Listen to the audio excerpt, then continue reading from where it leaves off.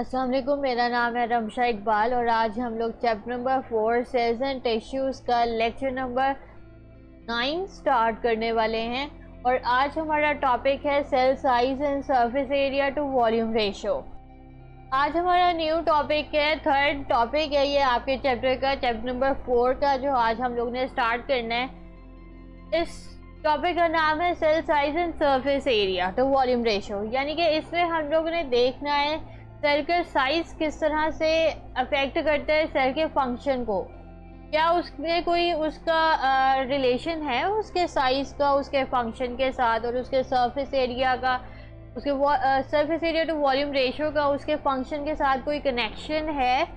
ये हम लोग आज देखेंगे, ठीक है। सेल्स जो है हमें पता है कि वो वेरी करते हैं ग्रेटली इन साइज। सेल के बहुत ज़्यादा साइजेस होते हैं, डिफरेंट किस्म के साइजेस होते हैं, हर सेल का डिफरेंट साइज होता है, ठीक है।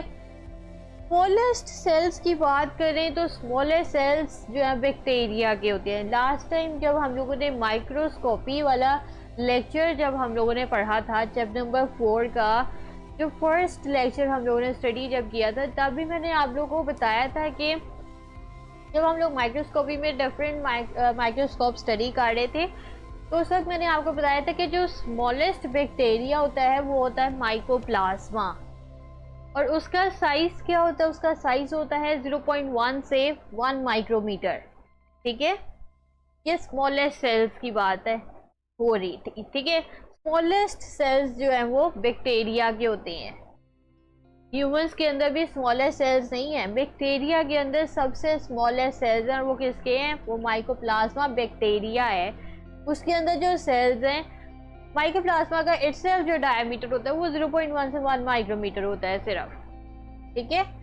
बल्किएस्ट सेल्स की बात करें, बल्किएस्ट का मतलब होता है जो बल्क की फॉर्म में प्रेजेंट होते हैं सेल्स, यानी कि इकट्ठे प्रेजेंट है, एक ग्रुप की फॉर्म में जो सेल्स प्रेजेंट होते हैं। बल्किएस्ट जो सेल्स होते हैं वो बर्ड एग्स के होते हैं। वो इनके क्यों होते हैं ये अभी आगे बताती हूँ आपको, ठीक है। लॉन्गेस्ट सेल्स जो होते हैं वो मसल सेल्स के होते हैं और साथ में नर्व सेल्स के होते हैं। और जो ज़्यादातर सेल्स होते हैं वो इन एक्सट्रीमिटीज़ के दरमियान में प्रेजेंट होते हैं। इसका क्या मतलब है, इसका मतलब ये है कि स्मॉलेस्ट सेल हम लोगों ने देख लिया वो किसका होता है, वो बैक्टीरिया का होता है। लॉन्गेस्ट सेल्स हम लोगों ने देख लिए वो किसके होते हैं, मसल सेल्स या नर्व सेल्स के होते हैं। बल्किएस्ट सेल्स हम लोगों ने देख लिए वो किसके होते हैं, बर्ड एग्स के होते हैं। अब स्मॉलेस्ट से लार्जेस्ट और बल्किएस्ट के दरमियान की जो रेंज है ना, ज़्यादातर सेल्स का साइज उनके दरमियान में आता है, ठीक है। ज़्यादातर सेल्स जो है वो उनका साइज क्या होते हैं, इन सेल्स के दरमियान में आता है। ये बिल्कुल एक्सट्रीमिटीज बताई हुई हैं कि ये स्मॉलेस्ट सेल्स ये हैं, लॉन्गेस्ट सेल्स ये हैं। बाकी जितने सेल्स हैं, जितने भी सेल्स हैं वो ज़्यादातर क्या हैं, इनके दरमियान में आते हैं। अब देखना ये कि क्या सेल साइज और शेप का कोई रिलेशन है उनके फंक्शन के साथ, क्या कोई इनका कोई कनेक्शन है इनके फंक्शन के साथ, क्या सेल और का साइज और शेप कोई मैटर करता है उसके फंक्शन के साथ, ये हम लोग देखते हैं। बिल्कुल ये करता है। वो कैसे करता है, बर्ड सेल्स का हम लोगों ने देखा है वो बल्किएस्ट सेल्स होते हैं, यानी कि सबसे ज़्यादा कह लें कि ग्रुप, सबसे बड़ा जो ग्रुप होता है ना सेल्स का, वो बर्ड एग्स का होता है। वो क्यों होता है, क्योंकि उनका फंक्शन ये होता है कि उनके अंदर बहुत ज़्यादा न्यूट्रिएंट्स प्रेजेंट होते हैं, बहुत ज़्यादा न्यूट्रिएंट्स प्रेजेंट होते हैं। क्यों होते हैं, ताकि क्योंकि उन्होंने डेवलपमेंट करनी होती है न्यू बर्ड की, इसीलिए वो वाले सेल्स सबसे बल्किएस्ट फॉर्म में प्रेजेंट होते हैं, ठीक है।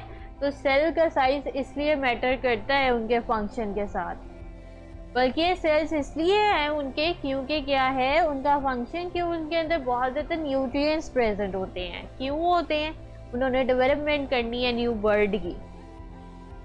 लॉन्ग मसल सेल्स की बात करें, इतने ये लेंथी मसल सेल्स क्यों होते हैं, क्योंकि इनकी एबिलिटी होती है, इन्होंने पूरी बॉडी के डिफरेंट पार्ट्स को इन्होंने मूव करना होता है। जैसे आप सपोज एग्जांपल देख लें, लेग के जो मसल्स होते हैं कितने बड़े बड़े मसल्स होते हैं, क्यों, क्योंकि उससे पूरी बॉडी की मूवमेंट होती है। ठीक है, इस वजह से उनका ये इतने लेंथी और लॉन्ग होते हैं।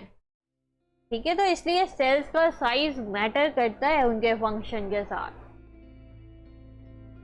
इसके अलावा नर्व सेल्स लेंथी क्यों होते हैं? नर्व सेल्स इसलिए लेंथी होते हैं क्योंकि उसने ट्रांसमिट करने होते हैं मैसेजेस। लास्ट टाइम भी हम लोगों ने लेक्चर में देखा था कि नर्व सेल्स का क्या काम होता है। वो उसका काम ये होता है कि उसे मैसेजेस को ट्रांसफर करना होता है थ्रू आउट द बॉडी, क्योंकि पूरी बॉडी के अंदर मैसेजेस ट्रांसफर हो रहे हैं। इसी वजह से वो बहुत लेंथी होता है उनका साइज, कि जल्दी से मैसेजेस, बहुत स्पीड में मैसेजेस ट्रांसफर होते हैं। इस तरह नहीं होता कि ऐसा ऐसा करके मैसेजेस ट्रांसफर होंगे, ऐसा नहीं होता। बहुत बहुत मिली नैनो सेकेंड्स में बहुत कह लें कि इतनी जल्दी जो है वो मैसेजेस ट्रांसफर होते हैं। इसी वजह से उनका सेल्स का साइज बहुत बड़ा होता है। ठीक है, स्मॉल सेल साइज, जो स्मॉल साइज सेल्स हैं उनकी अगर बात करें तो उनके भी बहुत बेनिफिट्स हैं। वो किस तरह है? जैसे आरबीसीज की बात करें, उनका साइज बहुत छोटा होता है। ठीक है, आरबीसीज का साइज छोटा होता है। वो क्यों होता है? क्योंकि हमने इसका फंक्शन लास्ट टाइम भी पढ़ा था कि वो ऑक्सीजन को ट्रांसपोर्ट करते हैं थ्रू आउट द बॉडी। इसके अलावा इनका साइज होता है 8 माइक्रोमीटर। डायमीटर उनका डायमीटर में देखें तो इनका साइज कितना होता है? 8 माइक्रोमीटर है। ठीक है, माइकोप्लाज्मा का भी अभी जब हम लोगों ने ऊपर देखा है वो 0.1 माइक्रोमीटर था। 0.1 से 1 माइक्रोमीटर, मतलब ये रेंज है ना उसकी। तो आरबीसीज का भी देखें तो इसका 8 माइक्रोमीटर है। ये भी बहुत स्मॉलेस्ट, इनका स्मॉल है इनका साइज सेल्स का।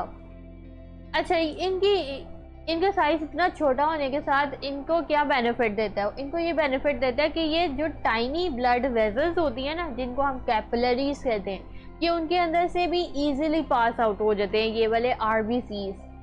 अब कैपिलरीज क्या होते हैं? आपको आर्टरीज और वेन्स का पता है। आर्टरीज ये होती हैं जो हार्ट से ब्लड को थ्रू आउट द बॉडी लेके जाती हैं। Through out the body arteries क्या करती हैं? थ्रू आउट द बॉडी जो ब्लड को ट्रांसपोर्ट करती हैं।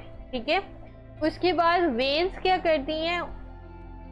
थ्रू आउट द बॉडी, देखिए ब्लड तो चला गया, अब उस जितने भी पार्ट्स में गया उधर से दोबारा जो वापस लेके आना, ट्रांसपोर्ट करना होता है हार्ट में, वो वेन्स करती हैं। ठीक है, अब आर्टरीज और वेन्स के दरमियान जो कनेक्शन करती हैं ना, उनको कैपिलरीज कहती हैं। उनका साइज भी बहुत बहुत छोटा होता है कैपिलरीज का, वेन्स और आर्टरीज से भी छोटा होता है। तो कैपिलरीज असल में कहाँ पे प्रेजेंट होती हैं? जो आर्टरीज और वेन्स के दरमियान में जो कनेक्शन क्रिएट करती हैं, वो कौन करती हैं? वो कैपिलरीज करती हैं।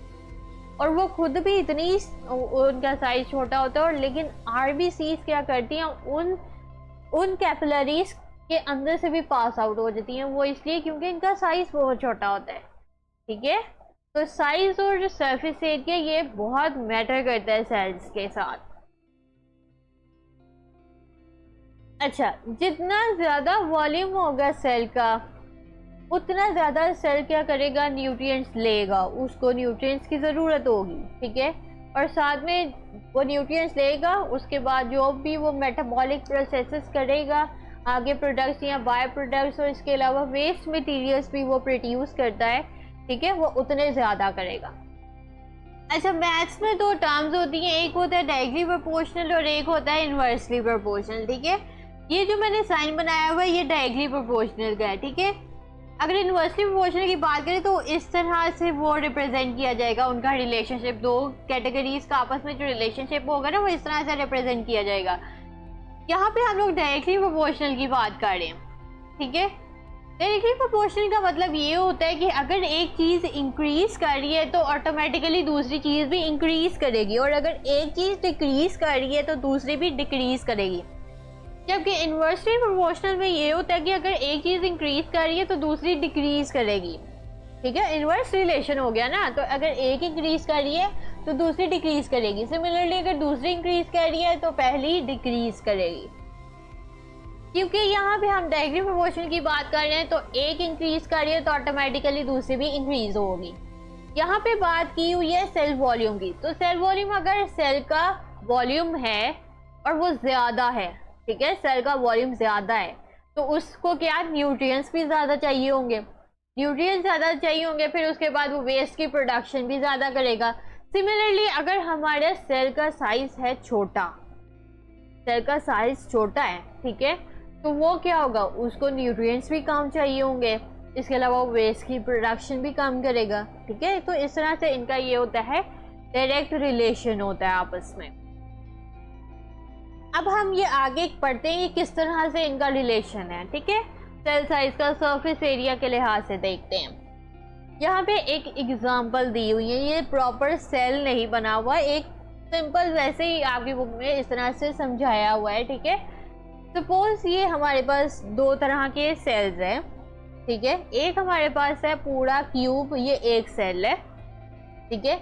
दूसरी तरफ जो हमारे पास क्यूब है उसके अंदर छोटे छोटे सेल्स मौजूद हैं, लेकिन दोनों की अगर लेंथ देखें तो 30 बनती है, क्योंकि लार्जर वाले सेल की अगर आप देखें तो उसकी लेंथ है 30 और क्यूब का आपको पता है कि हर साइड उसकी इक्वल होती है, तो अगर उसकी लेंथ 30 है उसकी ब्रेथ भी 30 होगी या विड्थ भी 30 हो, ब्रेथ और विड्थ को एक ही चीज़ है, ठीक है, तो उसकी विड्थ भी 30 होगी और उसकी हाइट भी 30 होगी, ठीक है। क्यूब की सारी साइड्स इक्वल होती है ना, इसलिए। इसके साथ अगर आप ये दूसरे वाले क्यूब की बात करें, इसके अंदर छोटे छोटे सेल्स बने हुए हैं, ठीक है। लेंथ वाली साइड में देखें तो 3 सेल्स बने हुए हैं और एक सेल का जो लेंथ है वो 10 है, तो 3 होंगे तो कितने हो गए, 30 हो गए ना, 10 10 10, तो ये इसकी भी लेंथ कितनी बनी, इस वाले क्यूब की भी 30 बनी, ठीक है। वॉल्यूम अगर आप देखें, इसका वॉल्यूम का फॉर्मूला होता है length into width into height. Maths में अगर आपने कभी पढ़ा हो, क्यूब का जो वॉल्यूम का फॉर्मूला होता है वो length into width into height होता है, ठीक है। तो लार्जर वाले क्यूब की बात करें तो इसकी क्या है, लेंथ इसकी है 30 माइक्रोमीटर, ठीक है, तो इसकी विड्थ भी 30 माइक्रोमीटर होगी, इसकी हाइट भी 30 माइक्रोमीटर होगी, ठीक है। तो इसका वॉल्यूम आया 27,000 माइक्रोमीटर, ठीक है। अगर आप ये छोटे वाले क्यूब की बात करें, ये हमारे पास जो है वो ये छोटा जो सेल है वो 10 माइक्रोमीटर का है, इसके साथ अगर इसकी भी बात करें तो भी 10 का होगा और इसकी बात भी करें तो भी ये 10 का होगा, तो ओवरऑल ये भी कितना बन गया, 10 10 10 30 बन गया, ठीक है। इसकी लेंथ 30 है तो क्यूब की सारी साइड्स क्या होती हैं, इक्वल होती हैं, तो इसकी लेंथ 30 है तो विड्थ भी 30 होगी और हाइट भी इसकी भी क्या होगी, 30 होगी।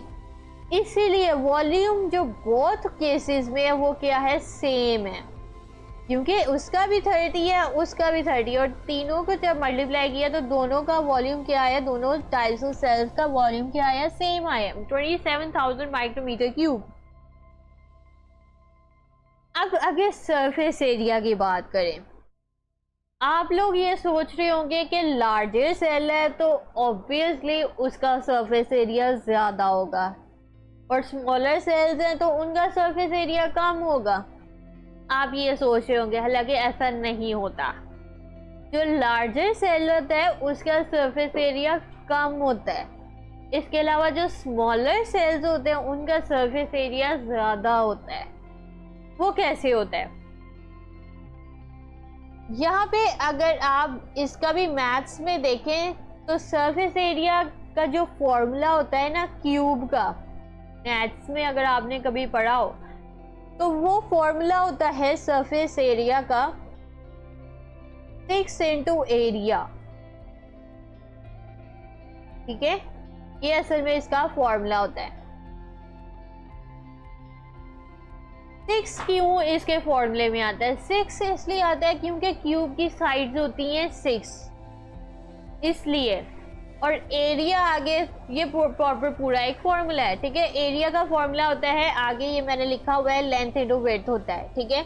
वॉल्यूम की बात नहीं हो रही, एरिया की हो रही है, लेंथ इंटू विड्थ क्या होता है, एरिया का फॉर्मूला होता है। तो सरफेस एरिया का ओवरऑल क्या फॉर्मूला होता है, इसका फॉर्मूला होता है 6 इंटू एरिया।